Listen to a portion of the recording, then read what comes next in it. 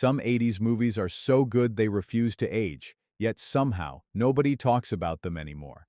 They're buried under endless reboots, streaming trends, and nostalgia for the same 10 blockbusters. But here's the thing. These hidden gems are still absolute knockouts in 2025. How many have you actually seen, and which one will blow your mind the hardest? Let's dig into the ones that never stopped being worth your time, even if Hollywood forgot them.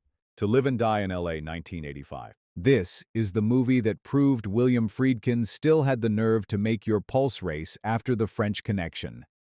Forget polite cop dramas. This is pure, sweaty adrenaline splashed in neon light.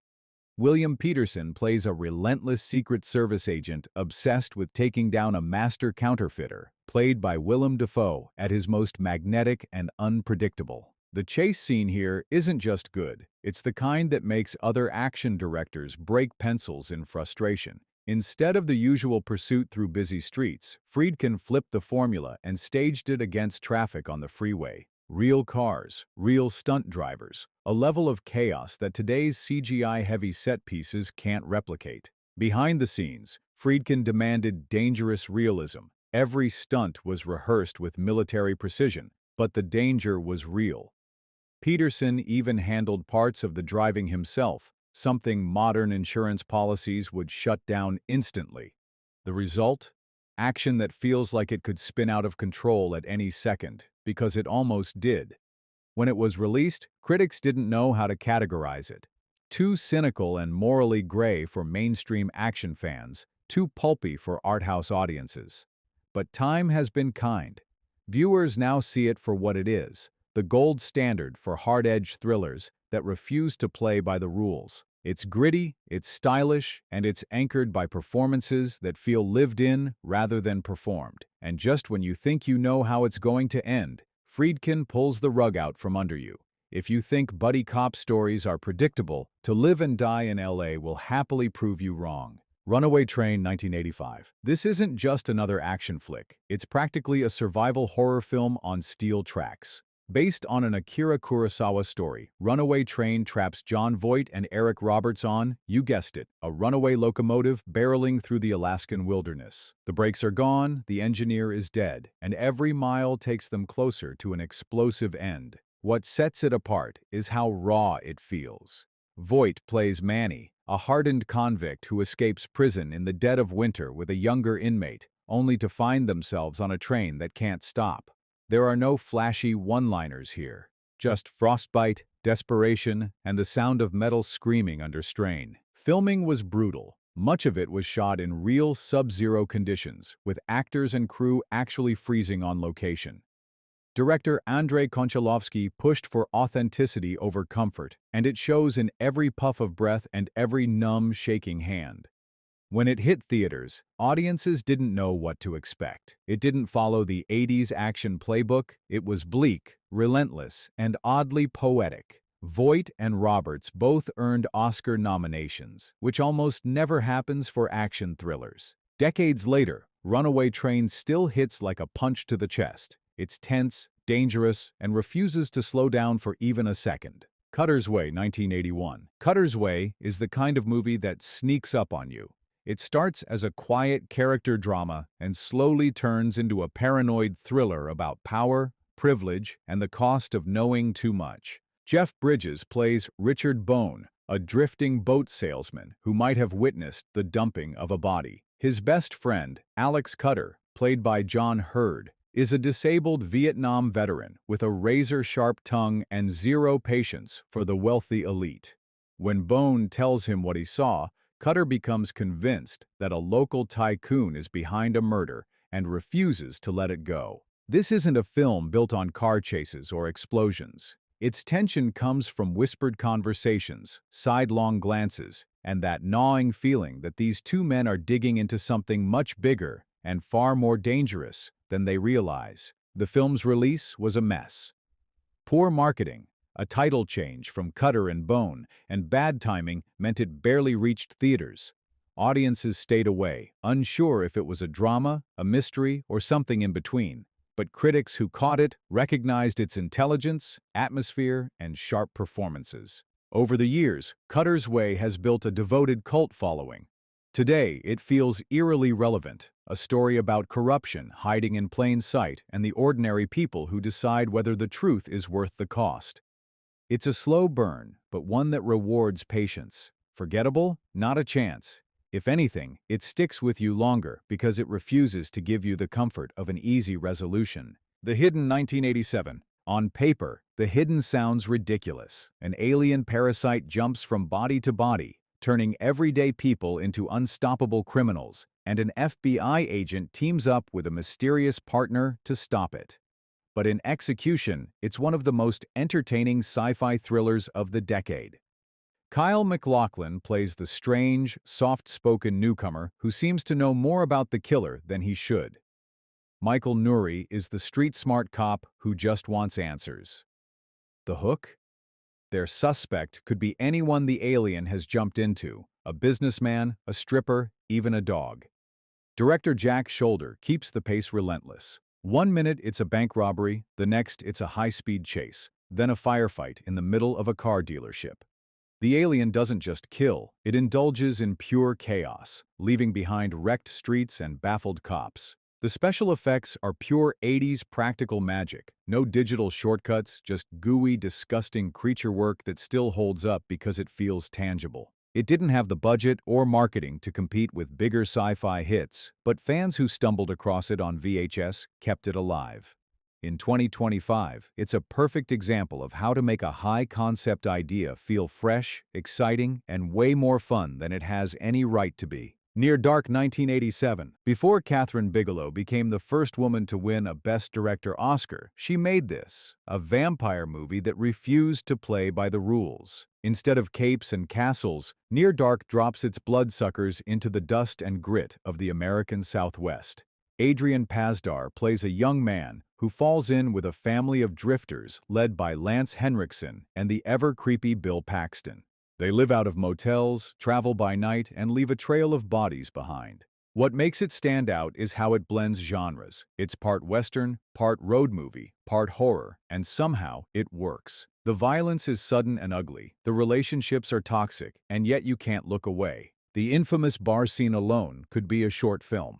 Paxton steals the show, oozing menace while smirking through the carnage. Unfortunately, the studio had no idea how to market it. It barely made a dent at the box office, but critics praised Bigelow's style and atmosphere. Over the years, it's become a cult favorite, influencing everything from Dusk Till Dawn to True Blood. In 2025, Near Dark is proof that you can take a worn-out genre, rip it apart, and rebuild it into something unforgettable. The Last Starfighter 1984. If you grew up in the 80s, arcade games were the closest thing most of us got to space travel. The Last Starfighter takes that dream and cranks it to intergalactic proportions. Lance Guest plays Alex Rogan, a teenager stuck in a dusty trailer park until he beats the high score on a mysterious arcade machine.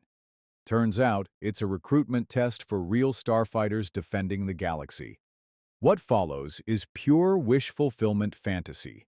Alex is whisked into space, handed a sleek starship, and forced to fight in a war he didn't even know existed. The film made headlines for using cutting-edge computer-generated imagery for its space battles, ditching traditional models entirely. Sure, the effects look dated now, but they have a charm and ambition that still feel fresh. Behind the scenes, director Nick Castle, yes, the guy who played Michael Myers in the original Halloween, pushed for a warm, human story under all the sci-fi spectacle. The relationship between Alex and his alien co-pilot Grig is the beating heart of the film, balancing humor, camaraderie, and genuine stakes. It wasn't a mega hit, but on VHS, it found a loyal audience of kids and teens who wore their tapes thin. In 2025, it's a reminder that optimism and adventure never go out of style, especially when they come with starships and laser cannons. Manhunter 1986. Before The Silence of the Lambs made Hannibal Lecter a household name, Michael Mann gave us Manhunter. It's the first film to adapt Thomas Harris's Red Dragon, and it's a completely different animal, stylish, clinical, and ice-cold. William Peterson plays Will Graham, an FBI profiler pulled out of retirement to hunt a serial killer known as the Tooth Fairy. Brian Cox steps into the role of Hannibal Lecter for the first time, here called Lector, and plays him with a subtle, unnerving calm instead of over-the-top theatrics. Mann's fingerprints are all over it. The color palettes, the synth-heavy score by the Reds and Michel Rubini, the lingering shots of empty spaces, it's less about jump scares and more about the slow burn of obsession. The film gets inside Graham's head, showing the toll of empathizing with monsters. At the time, audiences didn't know what to do with it. It wasn't flashy enough for slasher fans and too grim for casual moviegoers. It underperformed, but its reputation grew as Mann's style influenced a generation of filmmakers. In 2025, Manhunter feels like a time capsule from a parallel version of the 80s, one where thrillers were allowed to be smart, slow, and methodical without losing an ounce of tension. If you only know Lecter from Hopkins, this is the missing chapter you didn't know you needed. Repo Man 1984. Some movies are so strange they feel like they've been beamed in from another dimension. Repo Man is one of them. Emilio Estevez plays Otto, a disillusioned punk who falls in with a crew of eccentric repossession agents. Their latest job? Recovering a 1964 Chevy Malibu with something in the trunk that's not of this world. The plot sounds insane because it is. Government agents, UFO conspiracies, televangelists, and punk rock all smashed together in a way that should collapse under its own weight. But director Alex Cox keeps it moving with deadpan humor and a why-not attitude that makes every scene unpredictable. The soundtrack is a punk lover's dream. Iggy Pop, Black Flag, Suicidal Tendencies. It's not background noise, it's part of the film's DNA, fueling its energy and attitude. Shot on a tight budget in grimy corners of Los Angeles, Repo Man feels authentic because it doesn't care about looking polished. It's about a world of hustlers, weirdos, and true believers chasing things they barely understand. It bombed in theaters, but midnight screenings and word of mouth turned it into a cult classic. Today, it's still unlike anything else. Part sci-fi, part comedy, part social satire. And yes, the trunk payoff is as bizarre now as it was in 1984. Starman 1984. John Carpenter is known for horror, but Starman shows he could do heartfelt just as well as he could do frightening things. Jeff Bridges plays an alien who crash lands on Earth and takes the form of a widow's late husband. Karen Allen is the widow, caught between grief and disbelief as she's drawn into helping him reach a rendezvous point before the government catches up. Bridges doesn't just imitate a human. He creates a whole alien way of moving and speaking, making every gesture feel slightly off but strangely endearing. His performance earned him an Oscar nomination, one of the rare times a sci-fi role got that kind of recognition. Carpenter shoots the film with a softness that's unusual for him, focusing on landscapes, quiet moments, and the growing trust between the two leads. Jack Nitzsche's score adds to the film's bittersweet tone, making it feel almost like a love story wrapped inside a chase thriller. At the time, some fans were thrown off by Carpenter's shift away from horror, but over the years, Starman has aged beautifully. Its mix of wonder, suspense, and emotion still works because it's ultimately about connection. In 2025, it plays like an antidote to cynical sci-fi. No explosions every 5 minutes, no endless exposition, just a simple, strange, and deeply human journey across America. Thief, 1981. If you want to understand why Michael Mann has such a devoted following, start here. Thief isn't just a heist movie. It's a character study of a man who spent his life breaking into safes and now wants out before it's too late. James Caan plays Frank, a professional safecracker who runs his crew with military precision. He's not flashy, but he's meticulous. Mann famously had Caan train with real ex-burglars to learn how to crack safes on camera. Those aren't special effects you're seeing. That's Caan actually drilling into steel. The film's opening sequence is a masterclass in atmosphere. Rain-slick streets, glowing city lights, and Tangerine Dream's hypnotic electronic score setting the tone for the whole story.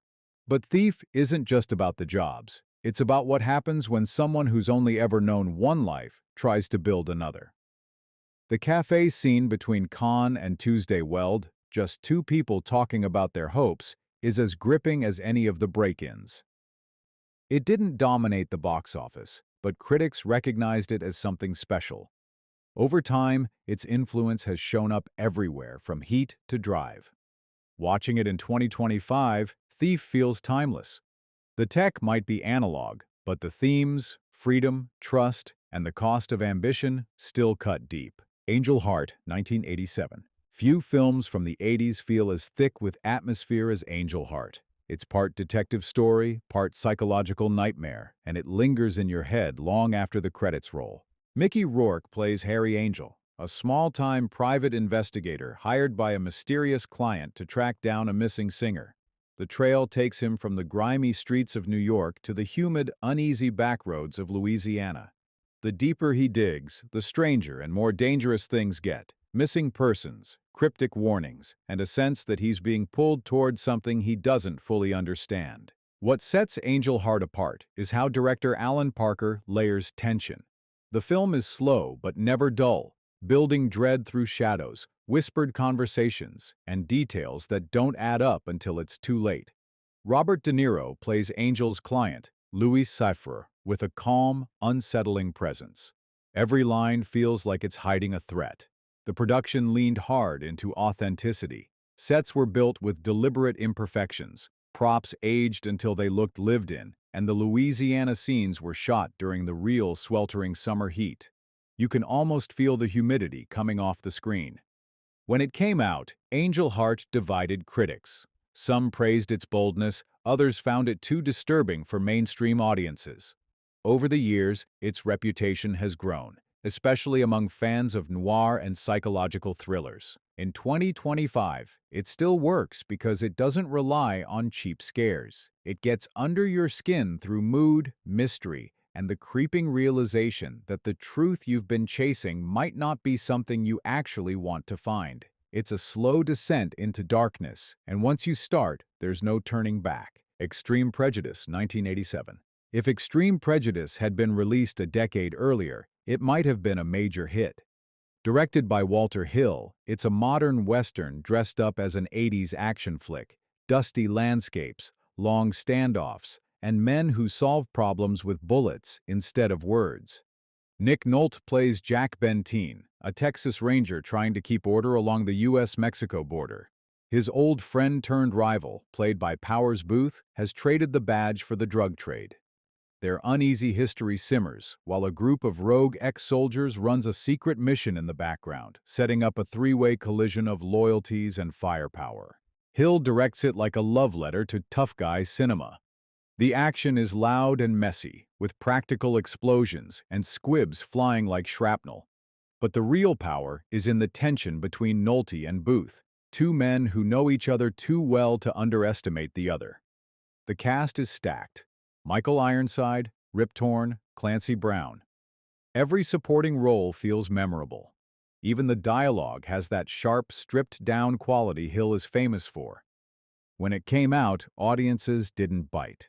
Maybe it was too old-fashioned for the Lethal Weapon crowd, or maybe the marketing didn't know whether to sell it as a Western or a straight-up action film. Either way, it faded fast. In 2025, it plays like a lost bridge between the classic Western and the big-budget action thriller. It's lean, mean, and anchored by performances that refuse to age. If you like your action with grit and grudges, this one's overdue for a second look. Southern Comfort, 1981. Think Deliverance, but swap the river rapids for the Louisiana bayou and the banjos for swamp air, so thick you can taste it. Southern Comfort is a tense, sweaty thriller about a group of National Guardsmen on a weekend training exercise that goes horribly wrong. The setup is simple. They're armed with blanks, unfamiliar with the territory, and just passing through. But when a misunderstanding with local Cajun hunters turns violent, the Guardsmen find themselves hunted through the swamp with no real ammo and no backup.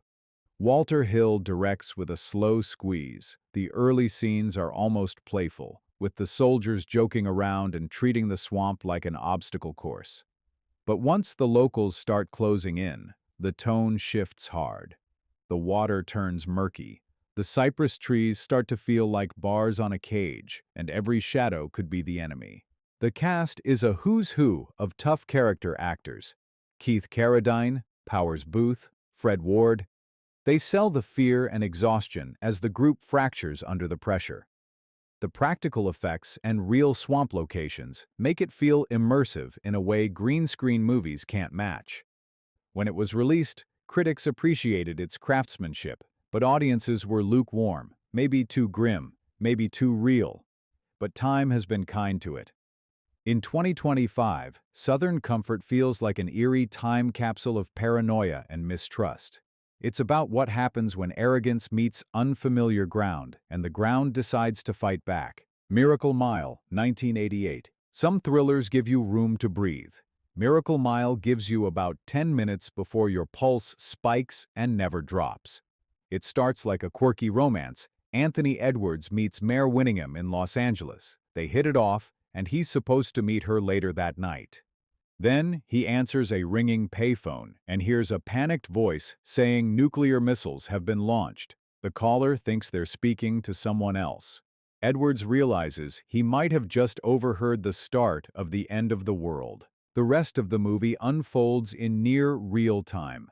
He races to find the woman he just met, navigating a city that starts to unravel as rumors spread. Director Steve DeJarnat keeps the tension ratcheted up, layering chaos on top of uncertainty. Are the missiles really coming? Is it a hoax? Every minute counts, and the clock is merciless. Shot on location in LA, the film uses the city's late-night glow to surreal effect. Neon diners, empty streets, and sudden bursts of violence as panic sets in. Tangerine Dream's electronic score pulses like a countdown, making it impossible to relax. It barely registered at the box office, but on home video, it found fans who appreciated its relentless pacing and unconventional ending. In 2025, Miracle Mile feels unsettlingly relevant. It's a reminder that sometimes the scariest thing isn't the disaster itself, it's the not knowing if it's real until it's too late. The Mission, 1986. Few 80s films are as visually stunning as The Mission. Directed by Roland Joffé, it's a sweeping historical drama set in the 18th century about faith, power, and resistance. But what really sticks is how breathtaking it looks. Jeremy Irons plays a Spanish Jesuit priest working to build peace with an indigenous community in South America. Robert De Niro plays a former mercenary seeking redemption after a violent past. Their uneasy alliance is tested when colonial powers decide the land and the people are theirs to claim. Cinematographer Chris Menges turns every frame into a painting. Waterfalls, misty forests, and candlelit interiors feel alive. The score by Ennio Morricone is legendary, blending orchestral swells with haunting choral pieces. Even if you've never seen the film, you've probably heard the Gabriel's oboe theme somewhere. The production wasn't easy. Much of it was shot in remote jungle locations, with cast and crew hauling equipment through rough terrain. But that authenticity bleeds into the final product. You can feel the heat, the weight of the river currents, the exhaustion in the actors' faces. It won the Palme d'Or at Cannes and took home the Oscar for Best Cinematography, but it never became a household name. Maybe it was too meditative for mainstream audiences expecting something more conventional. In 2025, The Mission remains a rare mix of beauty and brutality. It's proof that an 80s movie doesn't need lasers or explosions to be unforgettable. Sometimes, it just needs to leave you staring at the screen long after it's over. So, there you have it, proof that the 80s were hiding more than just big hair and loud soundtracks. These films didn't just survive the decades, they're sharper, bolder, and more alive than half the blockbusters pumped out today. Which one are you tracking down first? Drop your pick in the comments, hit subscribe for more deep dives, and share this with a fellow movie fan. The past isn't gone, you just have to know where to look.